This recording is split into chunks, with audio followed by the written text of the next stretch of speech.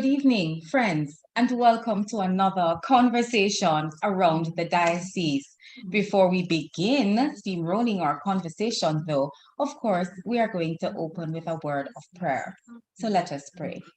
The Lord be with you.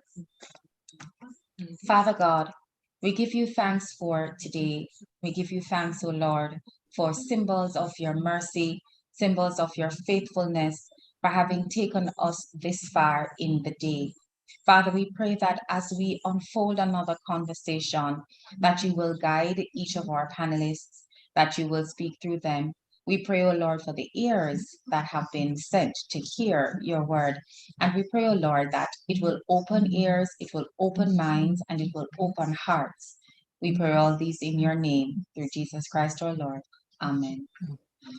So welcome again, friends, to the conversation.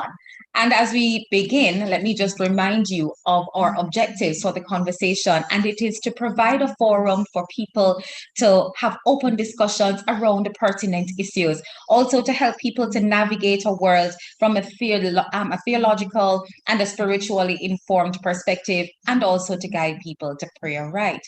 For our conversation this evening, our topic is power and gender in Jamaica. Quite interesting. Power and gender in Jamaica. And so it is my privilege to introduce to you our panelists for the conversation. I begin with the introduction of Miss Dania Bogle. She's a public health advocate, award-winning writer, and a published researcher. Her advocacy experience includes gender equality, tobacco control, NCD prevention, physical activity, and civic engagement for well-being. Welcome, Dania. Our next panelist is Dr. Herbert Gale. He's a social anthropologist and lecturer in the Department of Sociology, Psychology, and Social Work at the University of the West Indies, Mona. Now, Dr. Gale is indeed a gem because he is the only trained anthropologist of social violence in the Caribbean. And his core works include works such as like Bushfire, a study on male participation and violence in urban beliefs. Our next panelist comes in the form of Miss Stacy-Ann Smith.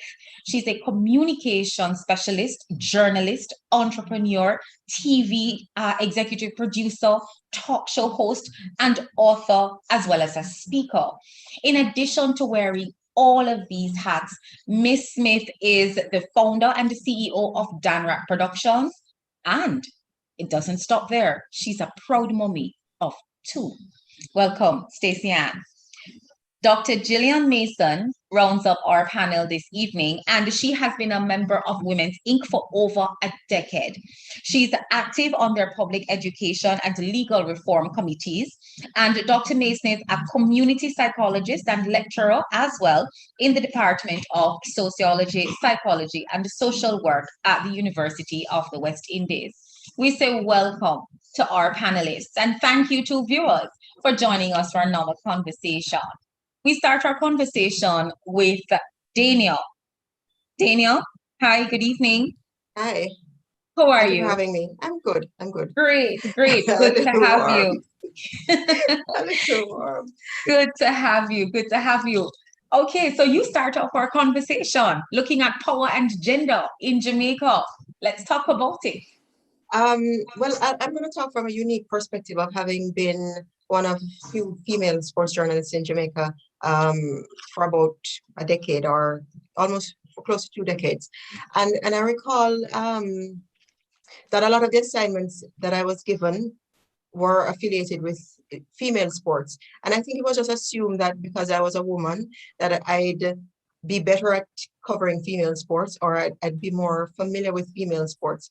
I remember also a lot of the times I'd go out, and it was just assumed that because I was a woman, I didn't know anything about sport, because sport was associated with, or is associated with men, and most reporters of sport tend to be males. So I think from that perspective, I tended to feel sometimes a little bit, for want of a better expression, disempowered, because I wanted to show that I was competent, but at the same time, it was just assumed that I was not competent because of my gender. And I think that's a power issue. Yeah.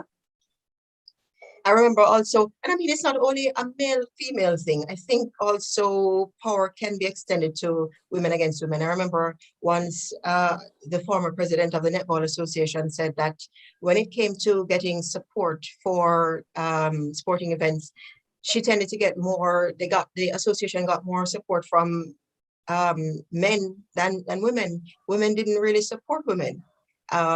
So I don't know if women feel competitive against other women because, we have to struggle so hard to get where we want to go, or to, to achieve things that, the playing field is so narrow that you feel like we feel like we have to fight against other women just to get a little bit ahead. That's what I'd say. So those are my views at this point. Okay, wow. Really encapsulated right there. But I wanted you to talk a little more about, well, it's interesting that you brought up the whole point of females and how some of us tend to respond to each other in power. It is almost a feeling of threat. Right there you feel threatened when you see another female, another powerful female walking into the space. It's almost as if there is only so much and no more space for a diva. Yeah, I don't want to question you, but the thing is, I mean, I think that we feel like there are so many men at the top that there's so few spaces left for us that we have to struggle so hard to just take the few spaces that are left, that some women feel like they have to, I don't know, step on each other just to hold the few spaces that are left for them. Mm-hmm. I do agree with that. But tell us, share a little more about that feeling of being disempowered. I imagine that that's not the sentiment that you have anymore. Is it? No, I mean, well, one thing I always felt is like I had to work a little harder just to prove that I was as good. I mean, I had to work harder to prove that I was good as the rest, Mm-hmm. I don't feel that way anymore. I mean, I started to feel like I've achieved a lot. No, so I don't have that feeling anymore. But I mean, it took a long time for me to get to that point.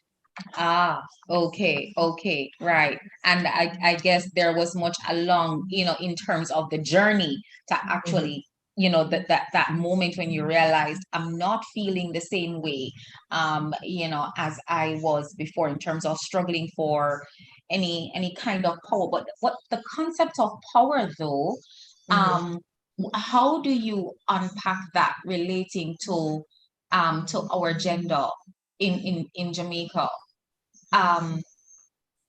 In terms of, is it necessarily that we have to be on top?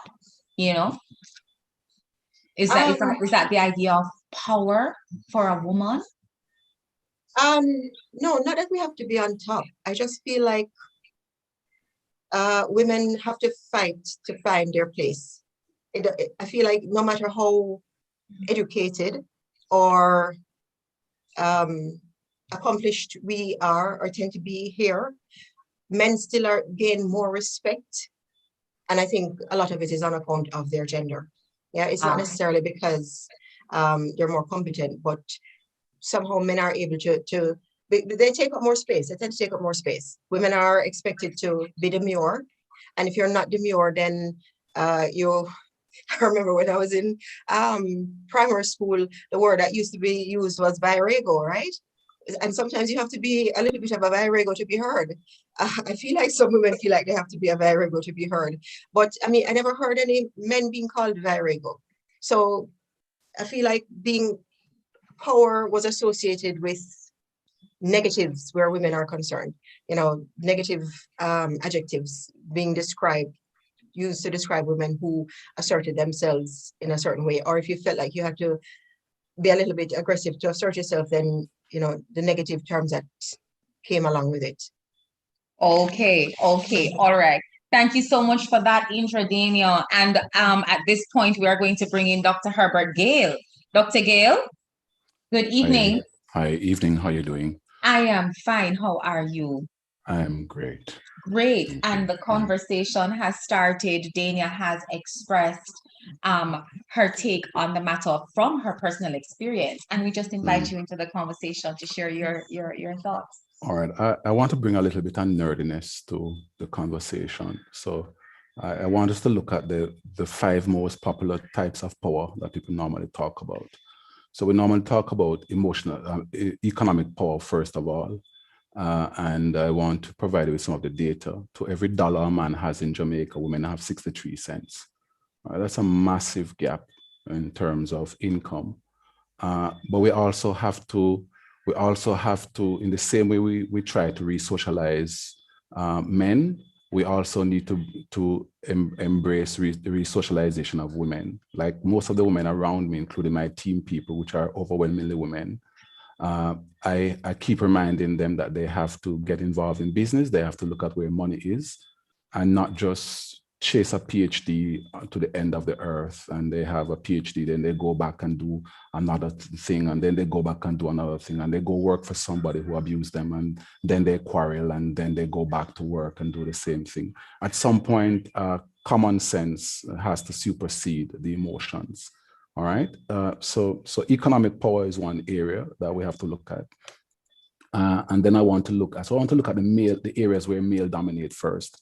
Then we want to look at political power. And for the first time in our history, in this last election, our women almost made it to the snake in the tunnel. So let me explain what that means. So when we speak about equality, those of us who are trained in this area, and especially those of us who are trained in violence, we know for sure that equality, most people who seek equality seek an advantage, not equality.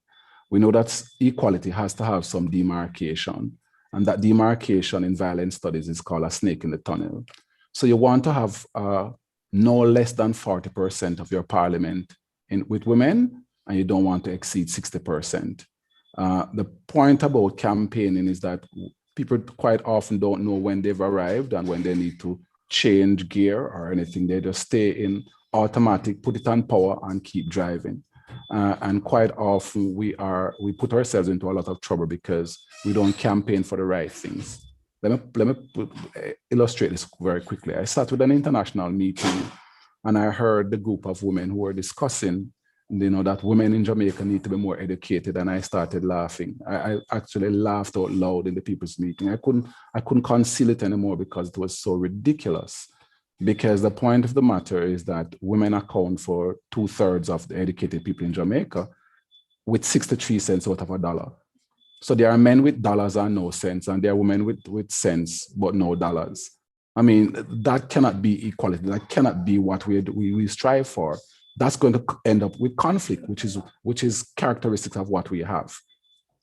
So I find that people don't really understand a lot of things that they ask for. It's like people pray to God for rain and for their place, but not for the place next door, without realizing that the place next door, if it gets dry and gets eroded, eventually your land will go down with it. So I'm trained to be a partnerist. I believe in partnering with people. And so some of the views I have and some of the things I try to explain to people, they get emotional before they're through listening. So I kind of remind people to just listen to what I'm saying to them. And then we have the issue of physical power. We're 17.2% bigger than women. That's a lot. And our cerebellum and other parts of our bodies that relate to our system of responses is far more developed than for women, right? And therefore, we look at a woman as being smaller. We also grow up with the children around us, deeming men to be the closest thing to God. There are lots of weird stuff about the way people see men. And it's interesting because every time I look at data on women, I pull women around me and I show them, and we all laugh together. For example, 4% of women still want to be in a completely traditional relationship. They don't want to have any power. What would Stacy say to women like those? And we have to have an open space dialogue in which we include all women into the conversation, because some women think that other women are saying nonsense because that's not how they were raised. and they were raised by their mothers largely. All right. When I worked with women from Somalia, all right, the challenge was not the men. The challenge was the women who were adamant that these women need to be sliced. Right. And so the men are part of a structure, but the facilitator of that structure largely is women. And we have to have the conversation across every single stratum to make everybody realize that it's a partnership that's going to carry us forward as a human species. Now let's look at the areas where women are more powerful than men. Emotional intelligence or emotional power. I don't have to spend any time on that. All you have to do is take up a neuroscience book, look at the emotional centers of women on both hemispheres, and look at the dwarfed emotional centering of men on the right side of their brain. Men can't even cry and do something at the same time, which is even the discussions we've had with people about wanting men to cry. I keep reminding them, if you want me to cry, make sure I cry at home, because I'm not on the street, because if somebody trouble you when you're on the street and I am bawling, I can't help you, because when me a bawl. So there's a lot of ignorance surrounding humans. We just don't know. We jump on every bandwagon and start a conversation, but it is not made of science. And that's why I decided that I'm going to make sure we understand a few of these things. And then social power, which is of course built on education and information. So both emotional and social power, women are way ahead of men, but it is not enough. And I think I'm waiting for the conversation that is scientific, that says that, look, as my brother, you are bigger than I am. You have access to more money, but I have access to more education. I have access to so and so. Can we partner?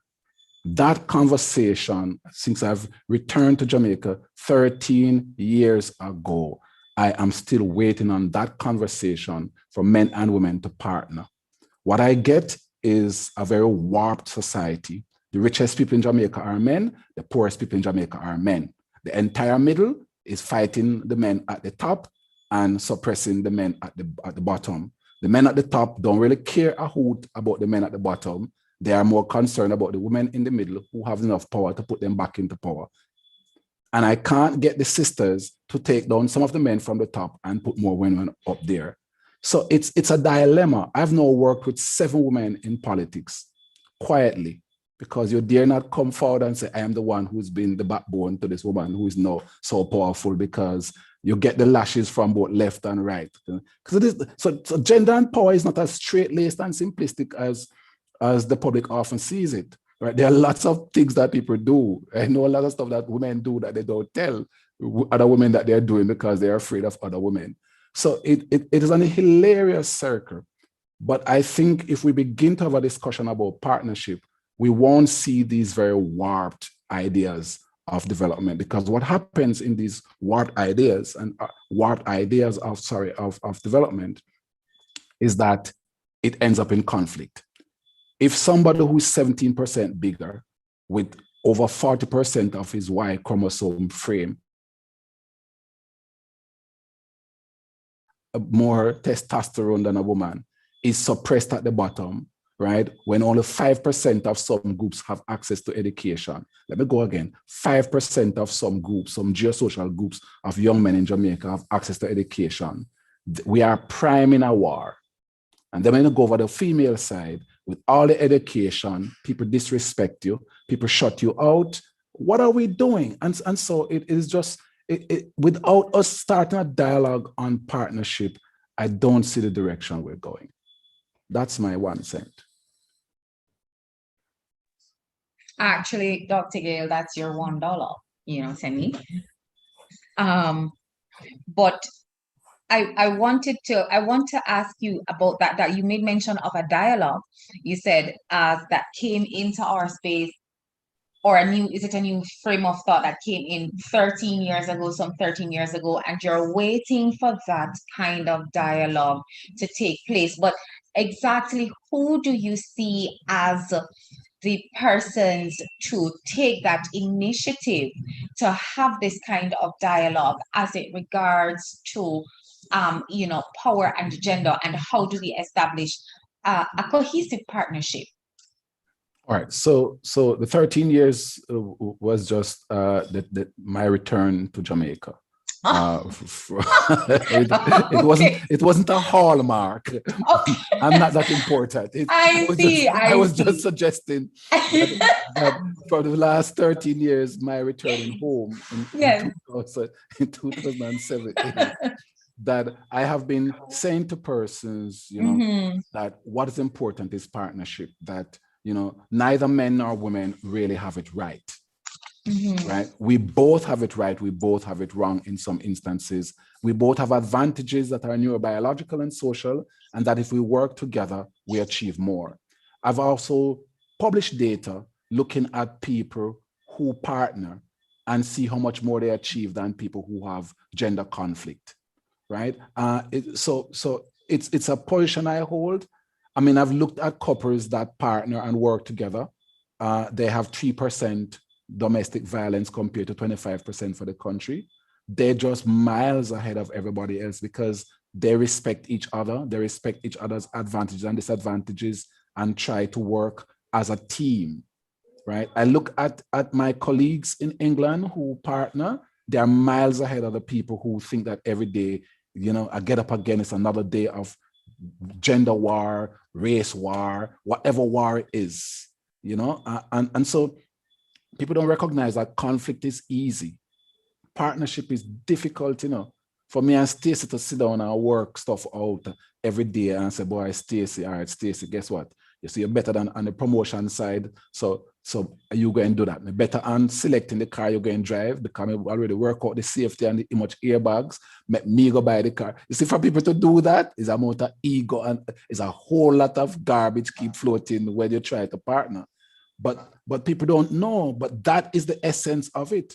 And I take it very seriously because for me, it is Black people. I mean, yeah, I'm about Black people partnering, and I want to see Black people partnering. So that's what the 13 was about. My coming back home, becoming very preoccupied about partnership and listening to people saying, that's not what I'm saying. I'm saying something else because I want them not to do something. Okay, so here it is now that you're still waiting for this conversation to actually get kick-started, and the best practice to actually come in and be fully adopted of collegiality and respect and understanding. Is it understanding each other's space and capabilities? Because having outlined the different aspects of power, Dr. Gayle, that you and I mean, this is new for me, thanks for the share, breaking it down, the economic power. And I like that you said, as women, we go for education. Yes. Which is good. Which is great. Yes, right. It is great. Because we're told that, it was at one point, and I mean, in some countries, it's still a struggle for women to get an education. But on the flip side of it, no, we have this education and we're not using our common sense to chase the sense. Yeah. Right? You need money too, you need money too. Exactly. You need money, right? All right, let me give you a quick example. I had a student coming in, right? And she said to me, I have a business just opening. And I stopped the conversation. I says, you want to come to UE and you have a business to start? My girl, you're good, you're right? You smoke some weed today? And she was like, what kind of academic course is this? I said, yes, me I talk to you as a brother. Me and your brother now. If I had, and she explained the business to me, I said, you know what I would do? First of all, register part-time. And juggle the thing, because at the end of the day, you need to employ some UE students. That was forward thinking. Yeah, you have to become a bit more balanced. People have to become a bit more balanced. Men desperately need education, but they think that money buy everything. Right? So I met a guy, a young man that I taught him when I was 16 years old. I was teaching at Jamal at 16, right? And I taught him at Jamal, and he became a millionaire. He became very wealthy, right, through business. And he actually said to me that he making 2% interest. And that's great. If he put in $1, I make $2, 2% interest. So, of course, it didn't take me long to discover that people were robbing him left, right, and center. You can't have dollars or no sense, bro. I like how you're putting it. There's a reason why they're school, you know. That's so true, Dr. Gale. That's so true. So in looking at all the different aspects of power and looking at the strengths and weaknesses of each gender, it would indeed be good and beneficial if it came down to a matter of respecting the strength that each person has and what each person can bring to the table. All right? Yep. Okay. All right. Thank you for that, Dr. Gale. At this point in the conversation, friends, we're going to invite Stacy-Ann. Stacy-Ann, hi, how are you? I'm wonderful. I'm just soaking up this conversation and loving it. There were a couple of times when I really wanted to jump in, but I say no. I'm not gonna, disturb the apple cart at all. I'm going to let Monique do her thing, but it's really been a great conversation so far. Dr. Gale was talking about that dialogue, and Monique, that dialogue is what we really need to do and pursue aggressively. It's about learning and unlearning some things. There are things that I have learned and unlearned in the last, say, 5 years of my life. Dr. Gale was a guest on my show, It's a Woman's World, and we spent some time talking about intimate partner violence and domestic violence and what's required in a family to give children a fighting chance, because that's where we have to go to start to make the change in our society. And just looking at some of those traditional views that we have, yes, we know that a lot of it comes from and is based in patriarchy. That's how we grow. That's what we know. That's, we hear about, the man must be the head of the house from a religious standpoint. That's also what we have been taught, and nothing is wrong with that. But we also don't talk about that partnerships, the partnership, because even if the man is the head of the house, you may be better at picking my car, Dr. Gale, and making sure that certain other things about the house is managed. And my strength then would be, helping the kids with their SBAs and those kind of things that I might find easier to do. And together, we appreciate and respect the other person's value. Many times in society, we pay more attention to economic and political power. So those who have the money are the ones who run the show, and we totally ignore the value that women bring. So you may be in a situation, and I mean, I don't mind speaking openly. In my former relationship, I was married for 19 years, and I pretty much supported, in my mind, making sure our family was well. Both my children got government scholarships coming from primary school to high school. So I took that on because I know that that is my strength. My husband got the time to build his business.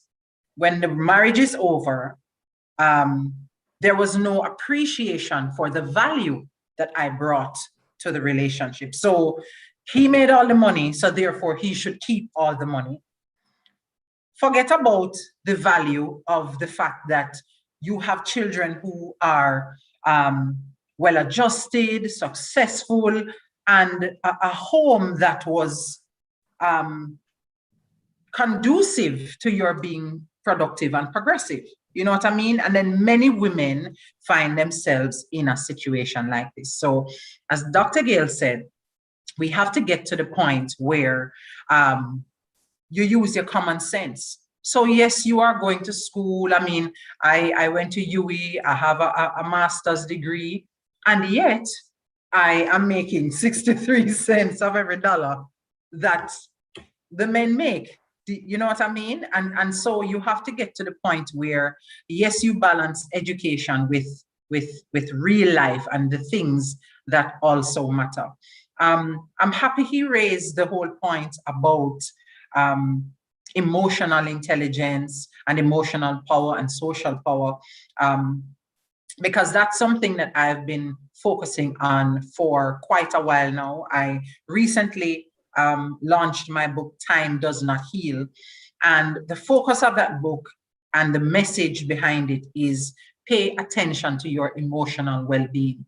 I'm sure Dr. Gayle can back me up with a lot of data that talks about the deleterious effects of ignoring your emotional well-being, ignoring your mental space. I mean, many of us are in business, whether we work for ourselves or other people, and we're trying to climb the corporate ladder. And we often sabotage our own selves. We do all kinds of things. We cannot have decent and sensible and progressive and supporting relationships with other people. We can't partner with people because emotionally we are retarded. So it's something that we really need to focus on. In the book, I also talk about faith and the importance of having faith and not just depending on what you believe in your head, but working it through, because as we know, faith without work is dead. So you have to put work behind it. I also talk about, as I was mentioning before, learning and unlearning some things. We don't teach our children as part of our formal education system to pay themselves first. We don't do that. We don't tell our children how they should select a partner, for instance, which those two things, managing your finances, managing your emotions, and thirdly, how to pick the right partner. Those three things could probably be the most important things that you really ought to know as an adult. And we don't teach our children those things. Nothing is wrong with writing, reading, and arithmetic, as they say, and going through and getting how many degrees. But at the end of the day, you need to learn survival skills. You need to be able to survive in your environment. You know what I mean? And in many instances, the men focus on economic advancement, climbing the corporate ladder. The women play a supporting role. We are still teaching as a society our young women that they must look pretty and have what they call it, Dania, remind me of the body type, what them say, so that you can go on. Coca-Cola official. Yeah, so you can find a husband, you know. That is your, you understand? Yeah. We're not telling them position yourself so that you can be your own rich man, you know. We are still telling them, and in some instances, almost pimping them out so that they can go out and find a man rather than empowering themselves. And it comes back to how we make sure, as I said, we teach. It starts with the lessons that we teach our young people, our boys and girls. And it's so important that partnership is critical, because the truth is, yes, my show is called It's a Woman's World, but it's about both of us. I mean, we cannot live without the men. We can't progress without our male counterparts. It's not possible, which is one of the reasons the subjugation of women has put the global situation in peril, because if you are always having 50% of your population underfoot, your advancement is going to be impacted. You can't go as far or as fast as you could when you are continuing with systems that keep women underfoot and prevent them from, I mean, going to school. Come on, there are still places in the world where girls cannot even go to school. I mean, Boko Haram is still kidnapping girls in Nigeria. I mean, it's crazy. Even here in Jamaica, you get to a certain stage, and this is not just back in the day. Like my grandmother,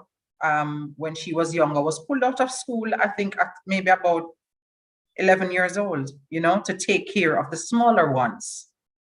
But it's still happening now, even more so in this pandemic, when the whole world has been turned upside down. So it's so important for us to have this kind of dialogue and within communities, church organizations, at the community level, in families. People need, sometimes it's just for you to have somebody stop and think, you know, to introduce a new idea, to say, you know, why do you think that? Why do you think the way you do? and to probe it and to begin to tear down some of those traditionally held views that are holding us all back as a society.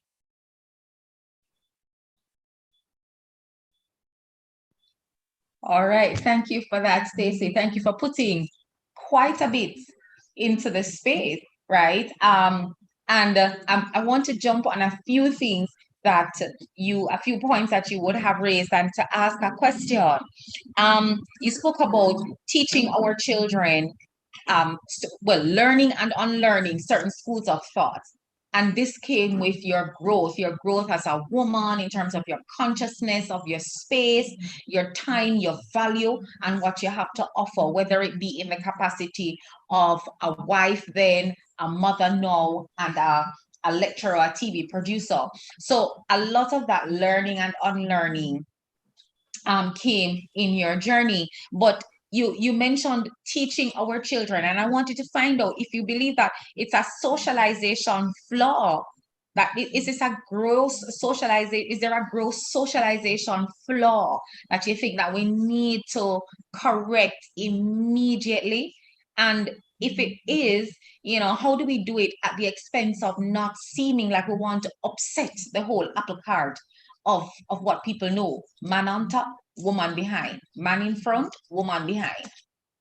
Well, I'll answer that question with a couple of thoughts. So, firstly, we don't socialize our children in as a deliberate way as we should. We really don't. There are many, many children, many people who them did just grow up. Nobody raised them.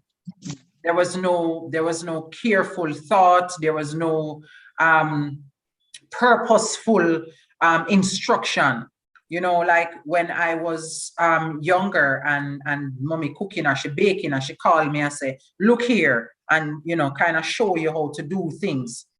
I don't know that a lot of that is happening now. When I tell people my 17-year-old can cook stew peas, anything. Somebody said to me, your daughter can cook stew peas. And I'm like, so why wouldn't she be able to? You know what I'm saying?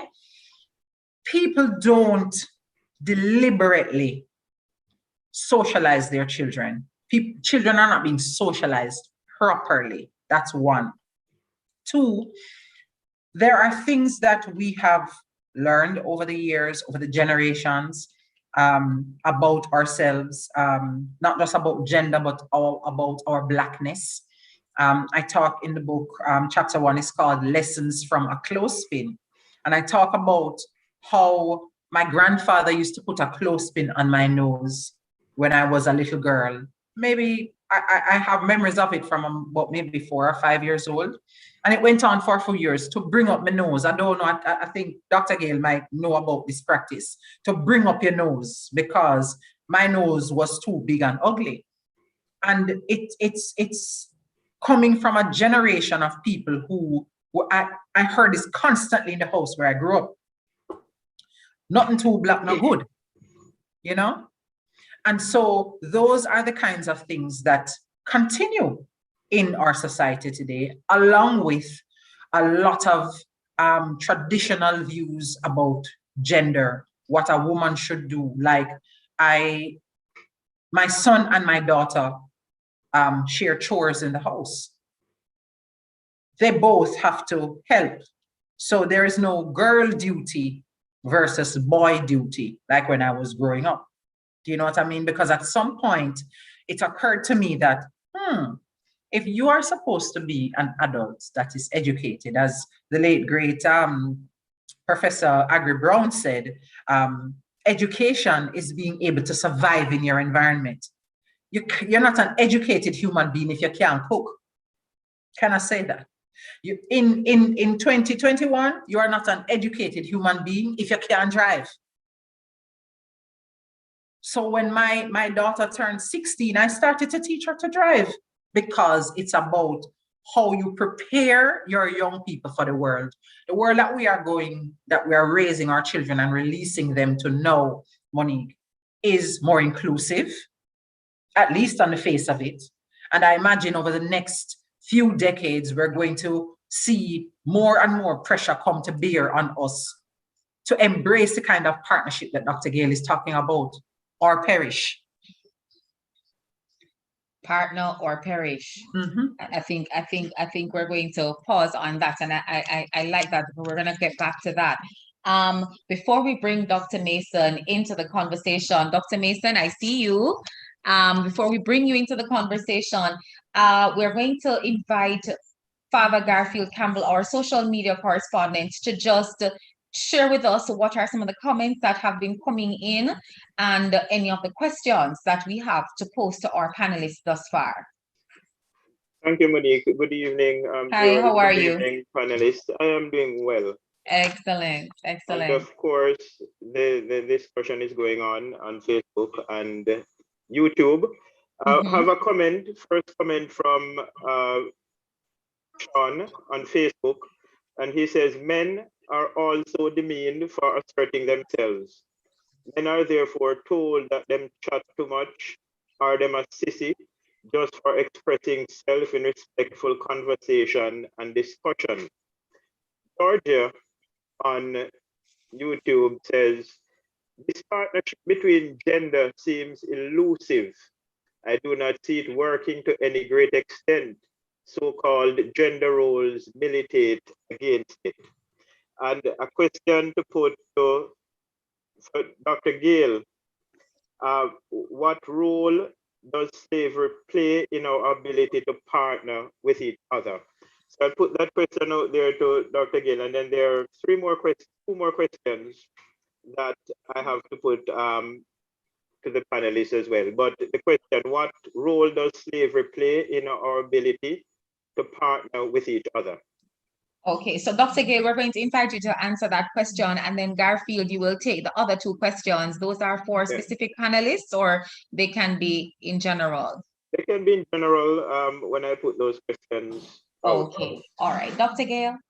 All right, yes. So slavery is very important. If you look at non-colonized people, you will see that they live very different lives from colonized people, right? People who are colonized, they actually find themselves in a dilemma of protracted transition to development.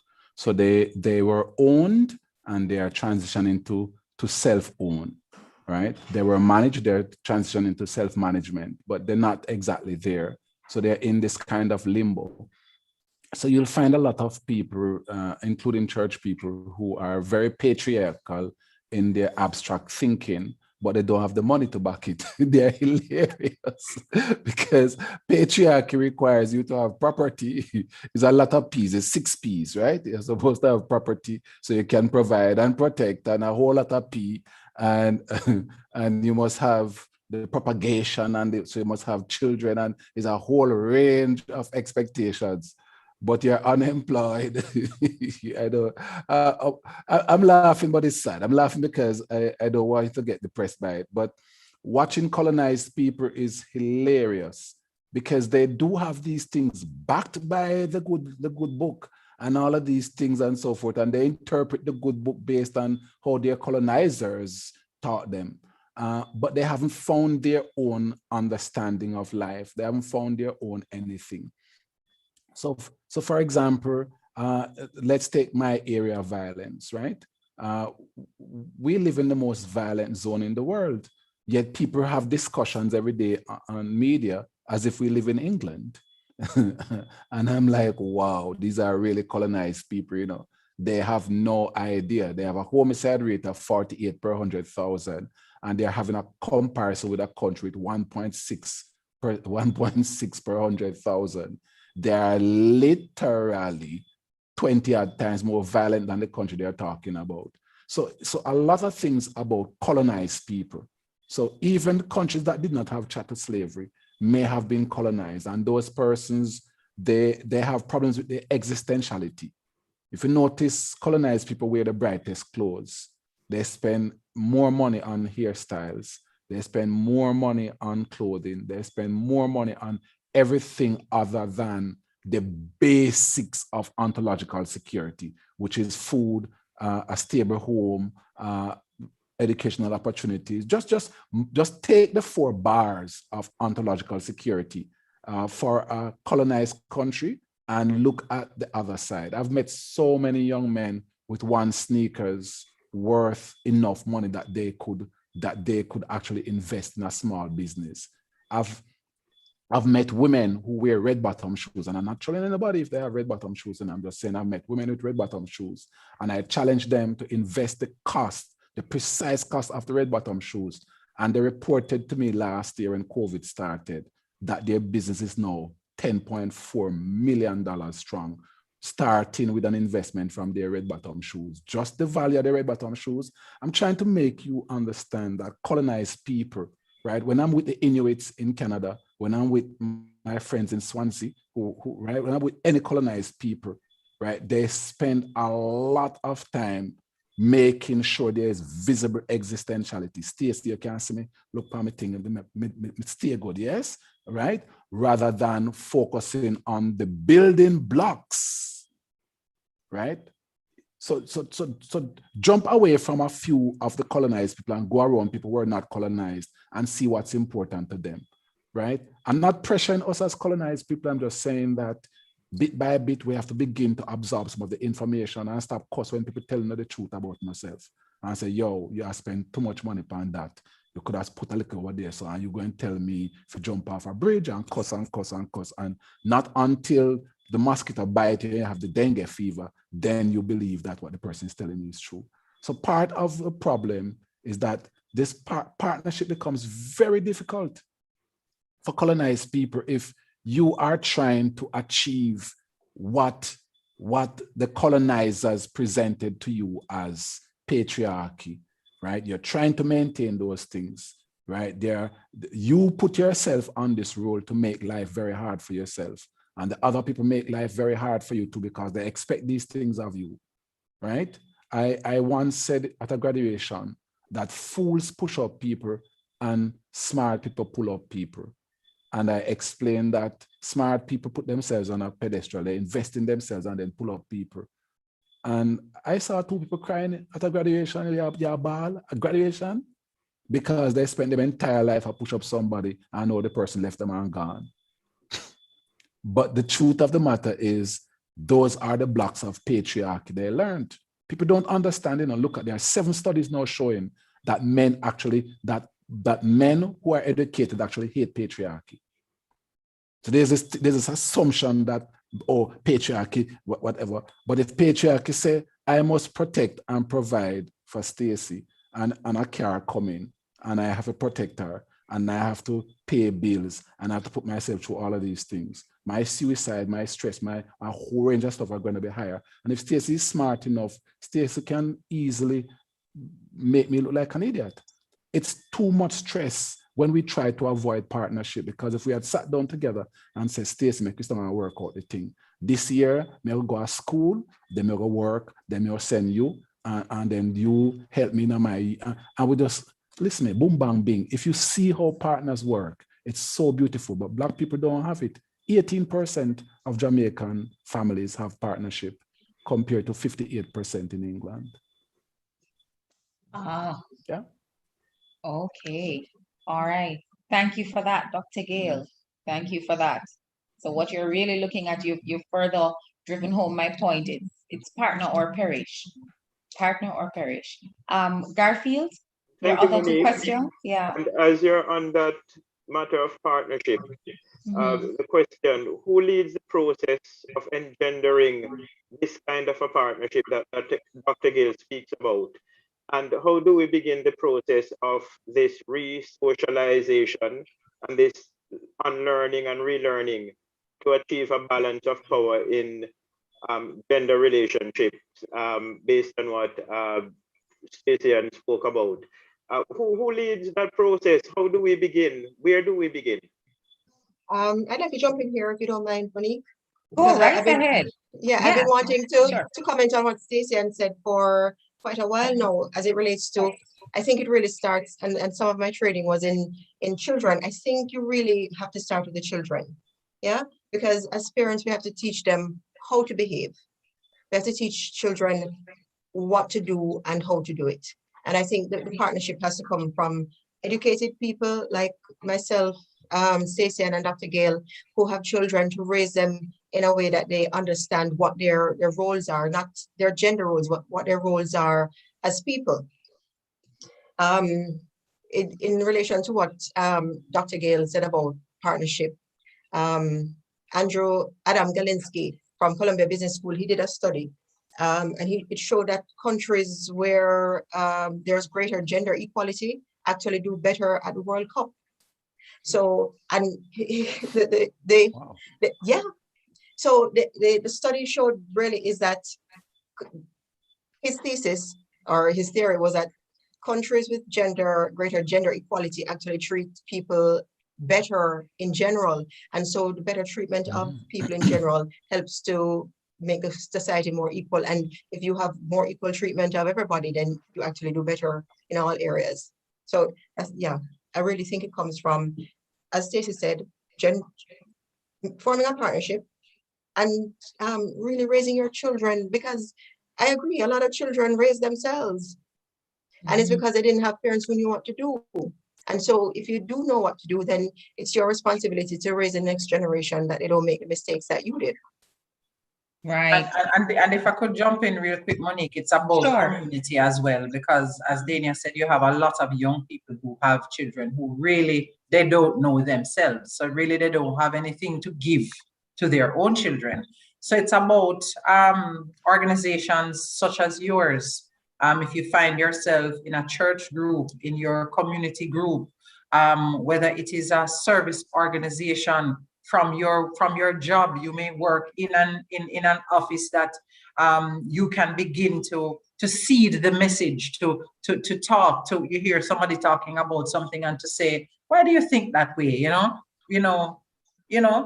Introduce a new idea. And in that way, you get the message across. It's about seeding the message in different places, winning people over. I mean, I guess it could be similar to evangelism. It is sharing the good news, sharing this thought that if we work together rather than fight against each other from a gender standpoint, then we are both likely to win. And then, I mean, unfortunately, though, Stacey, one of the things that I've also found out is that, and the statistics show that women are more likely to get into activities such as those, the advocacy. And I mean, I see playing out here, the men don't really get involved in, advocating for better conditions for people. And then again, it becomes now another issue of, it's a gendered argument. Women are the nurturers and the economic, one of the points that Dr. Gayle was mentioning about the social, yeah, we tend to be more social. And if you want to have that equal partnership, then you have to get men involved in this kind of advocacy work as well, that it's not women having the majority of the emotional and social work of building the society. Right. I like that point, Dania. Thank you so much for that. And it is on your note that I'm going to invite Dr. Mason to come into the conversation now. Dr. Mason? Hey, everybody. Hi, how are you? I'm doing great. I'm just listening to all the comments, and it's really a good discussion, as Stacy-Ann said earlier. Wonderful. Really, wonderful. So I hope you were listening to Dania's last point, and I want you're coming in to share your opinion, and you can just jump on it or share your own perspective. Right. So, I mean, I really want to endorse everything that everybody has been saying so far. And, some of the things that really come out that I think people are hearing, because even from the comments that Reverend Campbell just read, this is very complex, right? We can't just say, okay, we want to form an equal partnership, because we can all have a partnership, and somebody has 90% of the partnership and somebody else has 10. But what we're really striving is for equality, right? And it is going to be very difficult. Mm-hmm. So, what we're just talking about a while ago in terms of the socialization of our children, and we are not going to be able to socialize them unless we ourselves have asked ourselves questions and decided, okay, this is the kind of world that we want for our children, or it doesn't even have to be your biological children, just meaning the next generation. So it is so complex, and the idea of having these conversations everywhere, as Stacy-Ann just said, is so important, because whether it's with your neighbor, with your church group, at work, you know, with your friends, whatever, just to kind of introduce and talk about, but you know, things don't have to be the way they are. Could we imagine the world in a different, with a different perspective? And it's just so important. And so one of the comments that Reverend Campbell had read, the person was saying, you know, she was recognizing how difficult it is. But she was speaking about she can't see the equality because we're just kind of so trained in the kind of traditional gender roles. And it's going to be difficult. It is going to be very difficult. And it really does take us having to question our experiences. So earlier we were talking about when our ancestors were enslaved. And of course, they had lives before that. We had a whole host, a whole culture, right? We didn't just become you know, beings when we were involved in chattel slavery. And so some of that is left. We do have those traditions from before, and there were families before, and our ancestors in Africa, you know, they socialized, they did all different kinds of things. So those things are still there, but it is for us to recognize that, yes, we had this historical period, and it definitely has had an impact on all aspects of our lives, including how we form our partnerships, but it doesn't have to be that way. And so I just, you know, want to encourage persons, as I said, just have the conversation. Just start to question your own selves. You know, it was interesting when Dania was talking about her experiences when she first started out covering sports. And so from her personal experience, she could say, but hold on, how come they're always sending me to cover the women's sports, right? I know just as much about boxing, even though of course women do box. I know just as much about male boxing as I do about female hockey, right? So why is it I'm not getting these things? And so I think a general awareness that we have of when we're moving around in life, just noticing, okay, is that person being treated like that because he's a male or because she's a female? Why when a patient is speaking to a male doctor, the attitude is different than when they're speaking to a female doctor, right? Just noticing these things. And then that is when we kind of question, what kind of world do we want? How do I want things to be? What can I do to move things along to the world, the kind of world that I want? So that's my kind of response to everything that has been said. And thank you for putting that out into the conversation. So I wanted to jump on something that Garfield had said. Somebody raised a question. I think it was a question or a point to say partnership is elusive. But Dr. Mason, what you're saying now is that is it so much that partnership itself is elusive, or is it an equal partnership that seems elusive? Which one is it?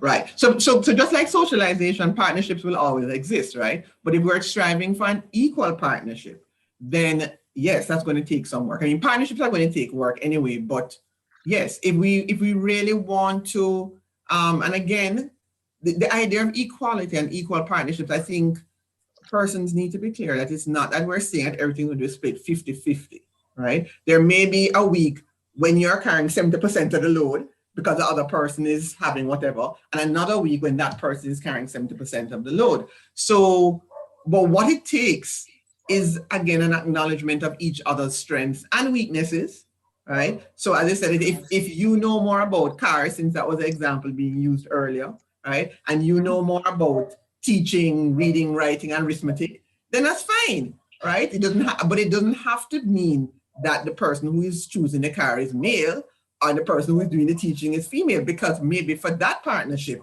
it is actually the female who knows all about the cars and the male who is able to teach, right?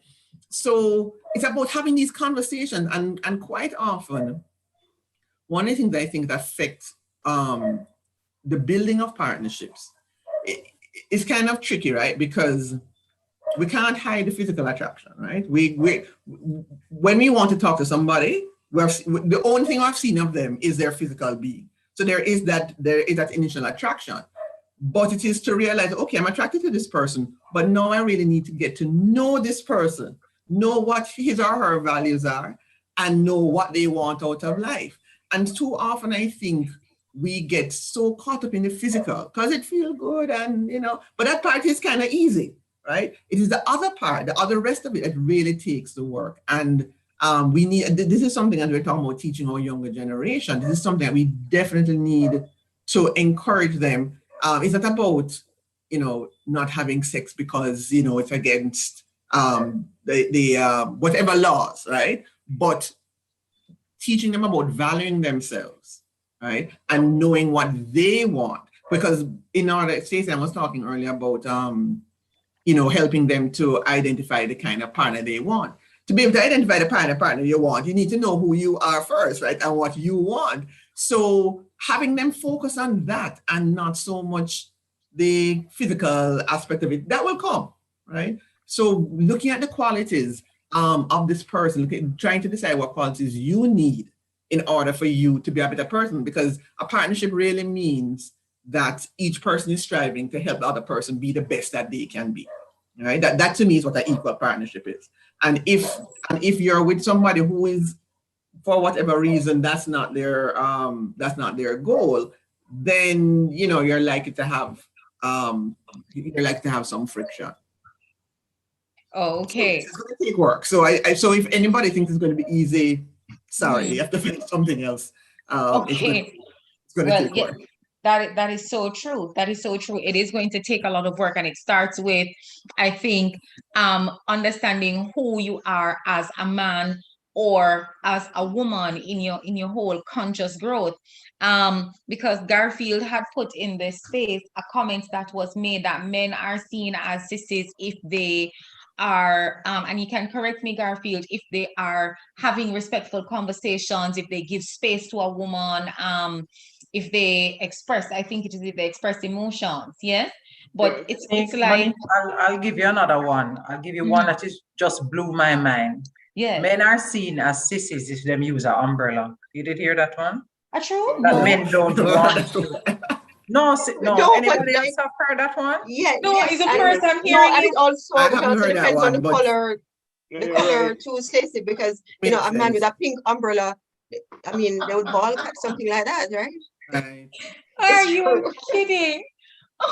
Heard that one, but yes, it follows. Yes. So yeah, so again, it's the idea of having these rigid rules, whatever the rules are, is likely to lead us into, you know, into problems. It's about letting people express themselves and be who they are. So yeah, we have to challenge. So far, to challenge these ideas. Monique. Yes, Garfield. Thank you. I think this is a good segue to put into this space. Well, a couple of questions. Great. One that I want to put in right away, though, is conversation, question and comment and question. The conversation so far seems focused on the binary conceptions of gender and sex. To what extent does talking in these binaries further marginalize non-binary or transgender Jamaicans? How do they figure into gendered power relationships in Jamaica? And Dr. Gillian, if you can jump, anybody can jump onto that. And if you need me to repeat it, I will. Yeah, no, I get the gist of the question, and I'm actually really glad to hear that question, because earlier somebody said something about man and woman. I was like, boy, we need to remember the gender spectrum, and that is not this binary. And yes, that is definitely a problem, a concern in our country, that we do, again, have in general, you know, we believe in the binary, or we follow the binary, and anybody who doesn't fit into that kind of gets left by the wayside. And it is important to recognize that there, well, I know people may disagree, but I do believe, and I know that there are other gender, that there's a gender spectrum, and that the traditional male, female, or man, woman is not sufficient to explain the human spectrum. Humans are very complex, and I don't know why we would expect something like our gender to be any less complex. So what it means, again, and this is why my last comment was speaking about having these rigid gender roles, having these rigid rules. And that's one of the ways that we help to continue keeping persons who are not in the binary, who don't fall into the binary of the gender, keeping them out. If we don't have these rules where man must do this, woman must do that, and then if I don't want to do this, where do I fall? Or if I'm neither man nor woman, what does that mean? What are my rules? If we are able to respect, and if we train ourselves and train our coming generations to accept people where they are, and realize, as I said, some people are good at something, some people are better at other things. That's fine. What we want to do is take your strengths and use them, acknowledge your weaknesses, and see how we can support them in that. But it is very important. I'm really glad whoever asked that question raised it. Thank you very much. All right. Monique? Oh, go ahead. No. Yes, I'm saying it's important. I'm going to provide us with a little bit of nerdiness again, if you prefer. The human species designed by God, right? So let's begin from that conversation. And quite often, in fact, I think about 6 years ago, actually, a church invited me to speak to them, and I said to them, are you ready to listen to science? Because when you're in a church space, people tend to think that the binary is the start and the end of the conversation. I actually said to everybody, I am waiting until you all tell me yes or no if you are ready to listen to science. And the church agreed. And I said, okay, we are going to speak. See, there's a principle within the human species that says everybody cannot be the same. Okay? It's called the outside variant. So in other words, if you have a mainframe of behavior or operation and everybody operates within this precise silo, then the species will be threatened because there'll be lack of creativity, lack of any resistance to that group. So let me take plants. That won't get anybody in the spirit. Plants, we're talking about plants. Let's say you got a strain of banana, 100% of this banana, and there's a disease that kills that banana. What do you think will happen to your bananas? They will die. But let's say that Stacy and Dania decide that, hey, we're not going to follow Garfield and herbs and plant 100% of this banana. We are actually going to splice one of the banana, set up the banana so that the banana actually grows and have a resistance to this disease. Then Stacy and Dania will have a crop. Garfield and I will be down by the rum bar. Right? Because that's how life goes. So let's switch back to human beings now. The point is, those of us who are trained in neuroscience, especially those of us who are trained in violence, we know that the species cannot allow more than 85% of any specific group. There has to be a group else. And I'm fascinated by listening to people. I'm illustrating, I'm telling everything one time and very quickly. I'm fascinated by people who says that they don't understand the people who are non-heterosexual. That's the term we use. And then they go home and listen to a Sam Smith or whatever and so forth. And like, Virgin, me a cool down. Me a cool, hey, yo, dog, me just listen to Sam Smith and me good. And then they raise the conversation of why is it that he's so creative? So the point I'm making is that if you look at the species does not allow binaries. No binary really exists anywhere. And even when my students write in binary forms and I say to them, and the gray area, and they go back to black and white, they're not going to do well because it's just not human. Let me say it again. It is just not human for us to have two groups. It just does not allow the human species to have enough power to survive. And therefore, one of the first lessons of tolerance that humans have to have is the fact that this is the way we were designed in the first place. In order for us to exist, we have to learn to respect everybody. When I have sessions, I write on my chartboard or on my whiteboard in my office, FOR. And I begin with the F, fairness. If you're going to have partnership, if you're going to have any advancement among human beings, you have to have fairness. I can't come in, and I've seen this with a lot of the men who come to us, who tell us that, listen to me, I feel really oppressed. And I say, why? And they say, I go to work and then I come home and cook. that is not partnership. That's part of what Jillian was talking about, that people can claim there's a partnership, but it's really a workhouse for one. And then you meet some women who will come to us also at Fathers Inc. and say, you know, every day is football, every day is so-and-so, every day and so, right? And he's unemployed. He's unemployed, but he can't do nothing at all in the house. And I'll sit with the man and say, okay, have you ever heard the story of half a man and a whole man? He said, no. I said, okay, when you're working, you're a whole man. If you're not working and you're helping in the house, you're half a man. If you're not working and you're not helping in the house, tell me what kind of man you are. Zero, sir. And I say to him, so what would you do if you get zero on the exam paper? Dash away. I said, all right, well, your woman soon dash away. So it is not until we bring these kinds of lessons to people that I find some of them are understanding. So fairness, the O is ownership. What do you own? Stacy, we're in a relationship where you own, Stacy. You can't come in a relationship with zero and I have 100.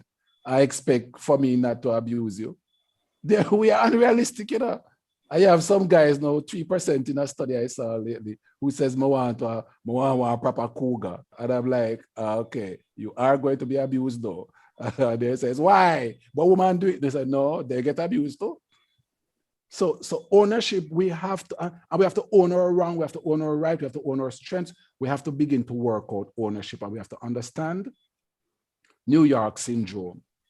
Dania, if you go up to your friends in New York and they say, come Dania, man, Dania, I see you, come Dania. And you're up there for 3 months. the enthusiasm take time and start dying down because you're not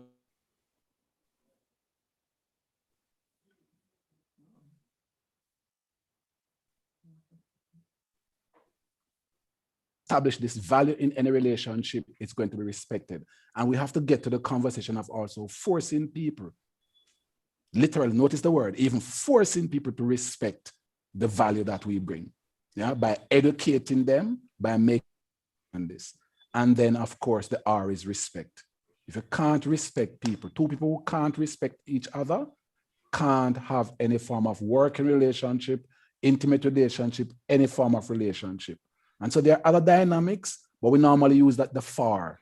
What is it for? Why are you here? You know, and this issue of fairness, ownership, and respect. And trust me, it works because a lot of people, we've said to them that try and own something, you know, get up and go and work. I have a relationship that we've just renewed.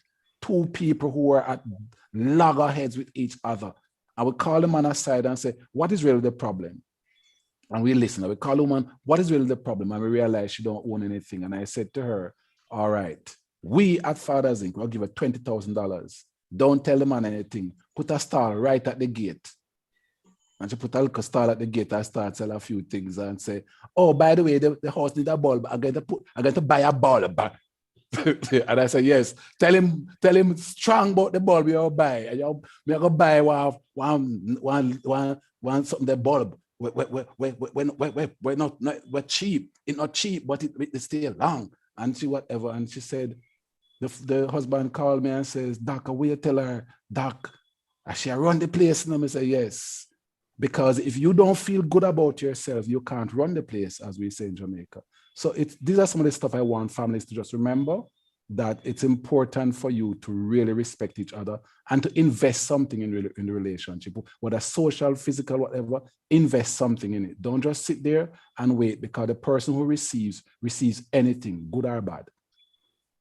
Okay, thank you for that, Dr. Gayle. Father Garfield, do you have some sorry, Monique. Yes, sure. I'm so sorry. Yeah. I just wanted to comment on something that was just mentioned, because I agree in principle with what Herbert was saying in terms of, yes, it's very important in terms of ownership, respect, and having a purpose. But I think it's also very important. It's something that we see at Women Inc. when persons, well, for us, it's mainly women who we deal with as being abused, to recognize and remember when it comes to any kind of violence, the only person who is responsible for that violence is the person who commits it.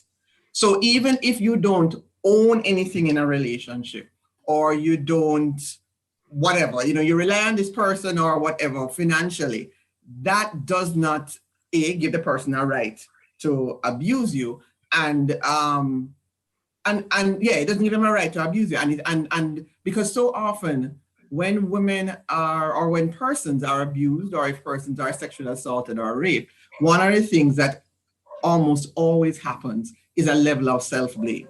And so it is very important, I just want to reiterate, that if abuse is occurring, the only person responsible for that abuse is the abuser. Right, Is the abuser. right, good. Right. Yeah, Thanks, and I, Good if I point. could Good just point, quickly, Jillian. Monique, I agree with that Yes. fully. Sure. But I think though that if the conversation is about socialization and learning and unlearning and how we train our children, it's something for that conversation. So long before you get to the point where you are in a potentially abusive situation, you talk about ownership. You tell them, make sure that you bring value to this relationship. It's because we're talking about human nature, and it's about how you mitigate against situations that you could find yourself in. Like in my book, I talk about emotional abuse. Now, I fully agree with you, Dr. Mason, that the abuse that's meted out is always the responsibility of the perpetrator. But the truth is, I also have to take ownership in the healing process. I have to say, what are the decisions that I made that took me to this place? You have to take ownership, because you cannot heal and move forward if you continue to see yourself as a victim.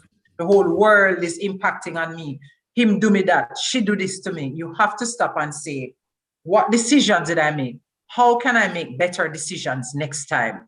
So it's not about blaming, it's about taking ownership and about being accountable, stopping and thinking, how could I have done this differently? What decisions did I make that I could choose differently so that I avoid these kinds of situations in the future? Great. Thank you so much for that, Stacy-Ann. Thank you for that. Garfield, I think you have some more comments to share. Quite a bit. Thank you, Monique. Two questions. I will ask two questions from Dania at the same time, because they have to do with feminism. She asked, what would you say are the perils and the pearls of modern feminism? Any excesses or doesn't go far enough? And the second question in that vein is, she's wondering how applicable or not you think North American / Western feminism is compared to Jamaican feminism. All right, didn't hear the question, the first part of the question properly. You're asking, what is the first question? What would you say are the pearls and perils of modern day feminism? Any excesses, or it doesn't go far enough? I think there are some excesses, and it brought me back to something that Professor Gale had said earlier, because I think sometimes when women get so caught up in a gender argument, they forget the laws of nature. Like Professor Gale said, I would never get into an argument about if a man is physically more powerful or stronger than a woman, because that's biology. You can't do anything about that. Yeah. So I think in some instances it does go too far, because you can't necessarily compare men to women where biology is concerned, because men are just naturally biologically stronger than women. I wouldn't go there. So, and some women they don't either know that, or they don't want to respect that. So I think in that sense, we do go a little far sometimes. Second question, please. The second question, wondering how applicable or not you think North American or Western feminism is compared to Jamaican feminism? That one is a little, I mean, I think we subscribe or ascribe a little bit, a lot to the Western culture, and we forget, we've adopted the American dream, and we're not really living in the same sort of context, I think. So some of the things that we have adopted, yeah, just a little bit too much, yeah. But maybe as Dr. Gale laughing, maybe he would want to take on that one. I think he has an opinion that he would want to express. Dr. Gale, would you like to share? Would you like to share in on that? Weigh in on that? It's interesting. Not that I wanted to share, but it's the questions are interesting, because I have a lot of feminists around me. I have a lot of women who work with me. Some are very liberal. Some are, actually, I have a few who are a little bit more than liberal. And sometimes as their best friend, because I'm best friends to a few of them, I will say to them, all right, so let me speak to you as your best friend, not as your bestie and not as a scholar. You know, let me give you an example and join out what Dania was saying. I had a friend who said she was jumping up in front of her husband for half an hour. She locked him at the door, right? So he can't come out because you're going to answer today, right? You're going to answer the question today. And he says, I can't answer today. And she locked the door. She locked the grill and she threw his key through the window and he can't come out. And I'm saying to her, though, oh God, though, you're my friend, you're my dupes. Would you do that with right? The guy, by the way, let me tell you the height of the guy. The guy is 6 feet 5.5 inches. She's 5 feet 2. The long and short of it all. Right. David, like my parents. My father was 6'3.5". My mother was 5 feet 2. Right. And the real bad man in my house growing up is my mother. Let me use Jamaican terms because my mother does say, listen to me, that because you're so big, sit down, right? And she utilized the tools that she had, which was emotional power. And my father would say, you know, I truly love you, right? Which means that he has been managed. And I try to say to people that you have to manage relationships. You have to see where you have strength, because if you run into my father, who was 244 pounds of steel, and that's how we used to describe him. You run into him and push him, right? Because we've tried it and he doesn't move. It just don't make sense. Like I see people get involved in those things because they've heard these things, they've seen these things, right? And I believe in people manipulating people for good.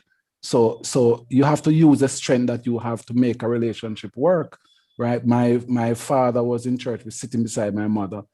Pastor was talking about Ephesians and women must subdue, and my mother looked around and my father said, no, sweetheart, I never said that.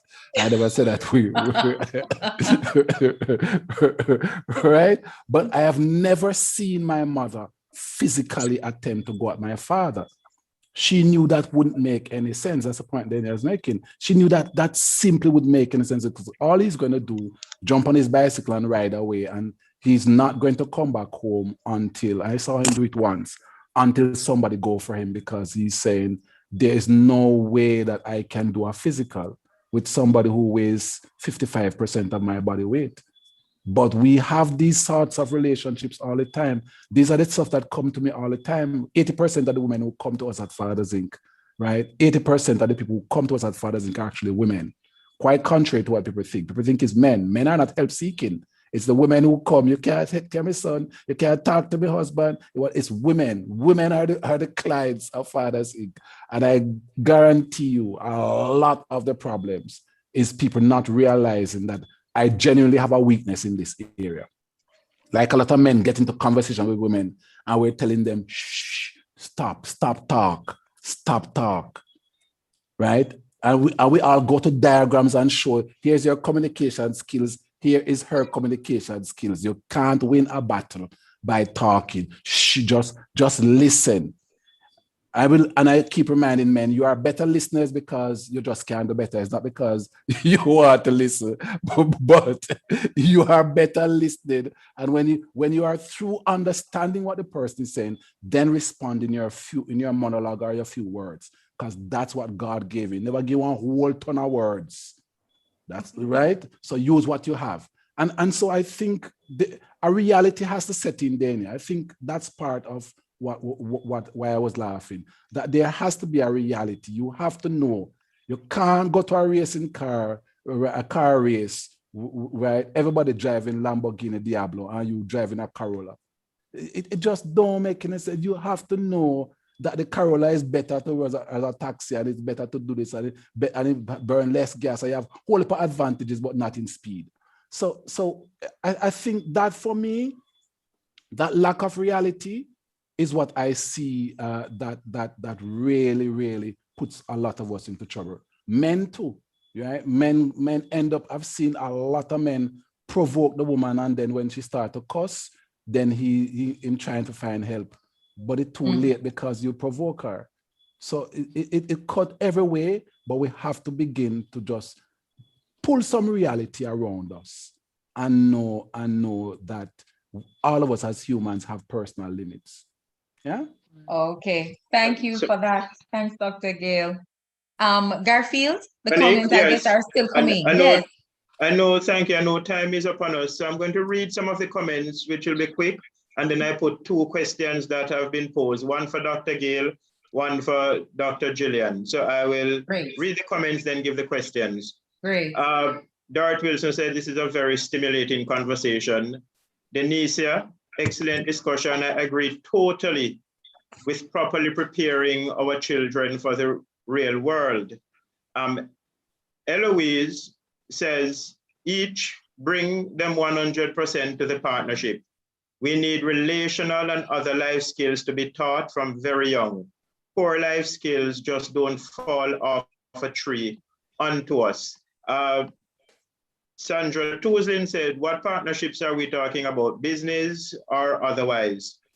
Simone says, in full agreement that the abuser is responsible for his or her actions, but also agree that victims need to take time for introspection, to learn from the occurrences, heal, and move forward as victors. Now, the 2 questions, the first one for Dr. Gillian from Sean on Facebook. And the question is, how might we address the inseparable connections between misogyny, homophobia, and the power imbalance in gender issues? Dr. Jillian? We're going to be here for another hour. Those things are so intertwined, and all the isms. I mean, anything that where we're talking again about power differentials. Wow, that's a hard one. So again, we want to be questioning what we see. We want to be questioning what we value. It doesn't mean we have to change our values or that we have to change our values today or tomorrow, but we want to be questioning them. And to be able to question it means we need to recognize what's happening around us, what we ourselves are doing. So there are persons who are, well, I guess males who are misogynistic, who may not even realize, they may tell you that they love women, but when you look at their actions and how they speak about women, you get a different, you get a different view, you get a different experience. So again, it was misogyny. What was the misogyny, other two? Between misogyny, homophobia, and the power imbalance in gender issues. Right. Okay. Right. So again, we're all talking about power. So the misogyny again, we'll tie in very straightly with the power imbalance when we talk about gender. The issue of homophobia, as Herbs had said earlier, our ability to accept persons as they are and where they are, and not to challenge somebody's sexuality. That is obviously a very personal experience, and they have to know who they are, but we have to be able to respect them wherever they are. So, but what we have as it relates to homophobia, again, we live in a heterosexist world, right? So again, we have this power differential where things are shaped, systems are created to support the a heterosexual lifestyle. And that therefore leaves anybody who is not heterosexual at a disadvantage.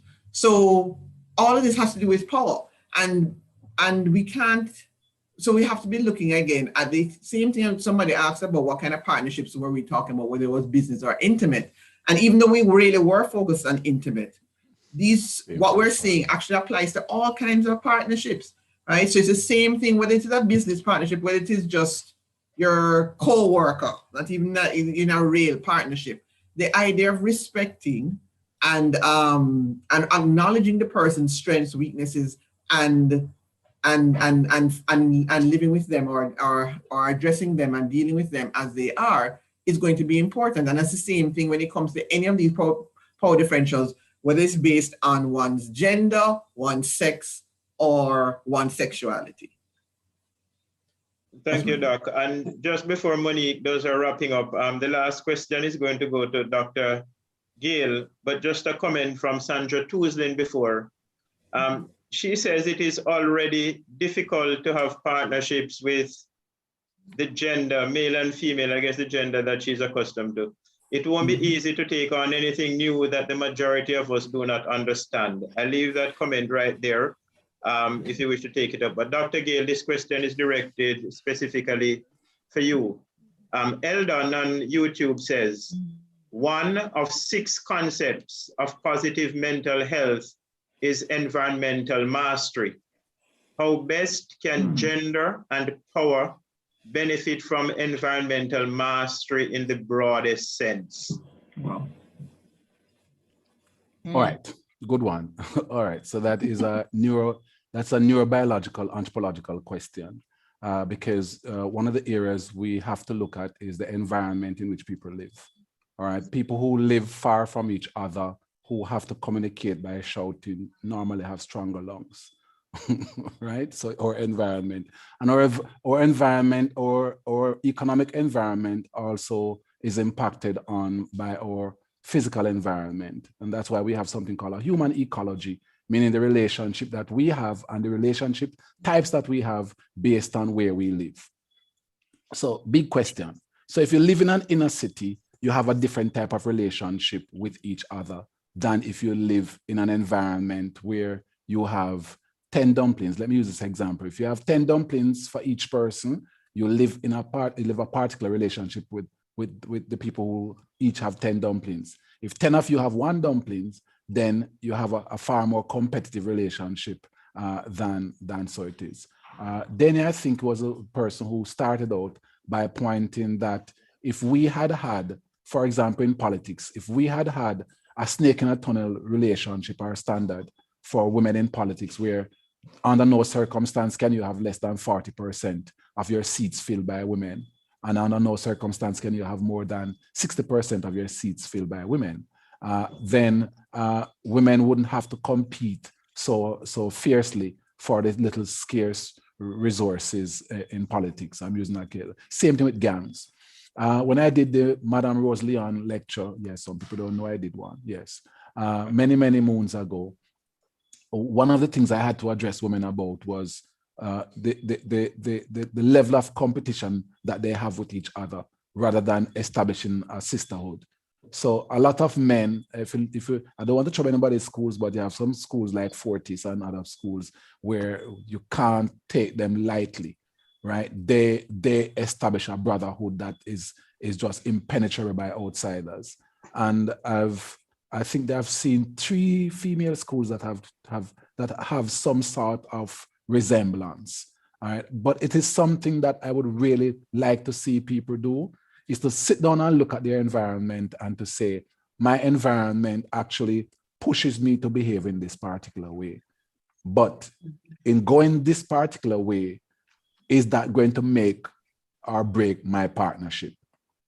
So when I work with inner city people, they're the people I pay the most attention to because they commit the most violence and I'm trained in violence. And I will say to them, okay, so the average home in an inner city either has no parents or a mother. Is that what you want for your children? And they'll say to me, no.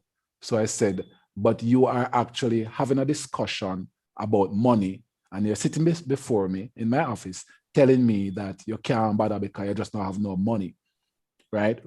Rather than say to me that I'm here to brainstorm with you how we're going to sit down and make some money. And when people hear they're going to make some money, they perk up and start to pay attention. And we sit down and we work for half an hour and they come up with their own ideas as to how they're going to make money.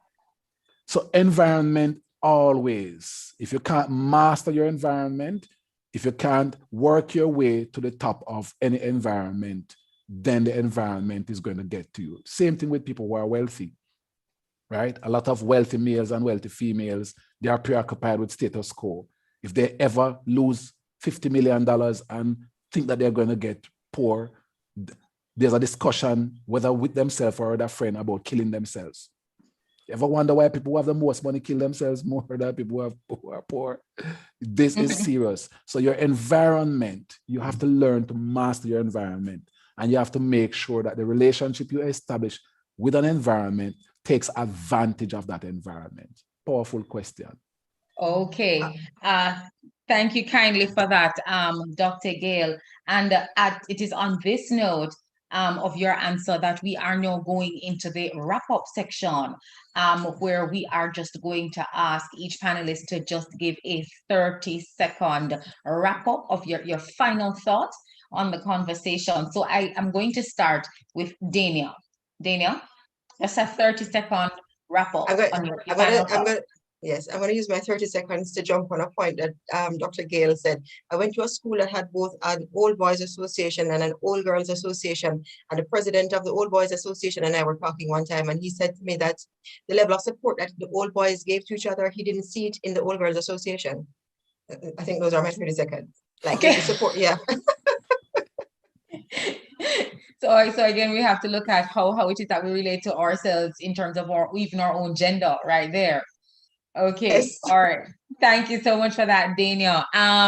Dr. Gayle, I am going to give you 30 seconds and hold you to it just as Dania had set the pace. Right. All I want to say to people is, try to be fair to each other. Try in everything, even the kids who are bullied at school, I say to them, show the class your gifts and they'll respect you. We have to try and never stop fighting for respect if you have to fight for it, because and try and own something as Black people. Let me end by saying that, and try to be fair to each other. And believe me, we'll be able to partner. Okay. All right. Thank you for that, Dr. Gayle. And I'm going to hop to Dr. Jillian for your 30-second wrap up. I'll take less than 30 seconds. I just want people to question, to challenge, and to introspect. Question our systems and question ourselves as individuals. Okay, all right. And that is actually a very powerful school of thought to leave for us. Stacy, we will do our final wrap up with you. And I would just like for you to put into the space too, something about your book, the title of your book and how it can be gotten. Well, I can do one better, Monique. I can show you my book cover. Ah, okay. I won't call this a shameless plug. So you were given the time. It's called Time Does Not Heal. And I just want to pick up on something that Dr. Gayle said, the environment. My book talks about the environment in which I was raised, how it shaped my thinking, how that thinking led to decision making, how I had to unlearn some things and learn some things, as Dr. Mason said, challenge some of the things, question some of the things that I had learned, and how that took me to a place where it is the best that it's ever been. And it's not because I have all of the money in the bank. I'm working on that, Dr. Gayle. I'm working on it. Yes. It is about how I feel about myself, how I feel about my place in the world, how I feel about my ability to contribute. And that's so very important. The value that I think I have brought and can bring and will continue to bring. It's about that environment. It's about that learning and unlearning. And as the title of the book says, Time Does Not Heal. Dr. Gayle, every one of us as a human being, we go through things. We cannot sit down on our laurels and say, oh, it's gonna fix itself. It never does. And it's about how we use the tools around us. Use resources like Dr. Gayle's organization, Fathers Inc., Woman Inc., get some therapy, some counseling. You recognize that, you're in your family and you're always at loggerheads with people. Something is wrong. Stop and think, challenge. Why do I think this way? And work on yourself so that you can be in a position to really partner. Okay. Thank you so much for that, Stacy. That was well The received. And I books do are hope- available in Brian's bookstore. Sorry, I forgot to say that. Right, Brian's bookstore. Okay, thank you for that. So, viewers, once again, we have come to the end of another conversation. And this one, we looked at power and gender in Jamaica. I would like to say thank you to our 4 panelists who took the time to come and share and have quite a robust conversation and have the juices of the viewers, the viewers, flowing. So thank you once again, panelists, for coming out. I do encourage you to join in on our Bible study sessions, as usual, every Wednesday leading up to, well, for the rest of the month. And then we will have our next conversation next month. So once again, we are reminding you of the objectives of conversations around the diocese. It is to create a forum for people to have pertinent conversations on some real pertinent issues. It is also to guide them and navigate them from a theological and a spiritual perspective, and also encourage people to pray right. So at this point in time, we are going to do our closing prayer, and we ask Father Garfield to grace us.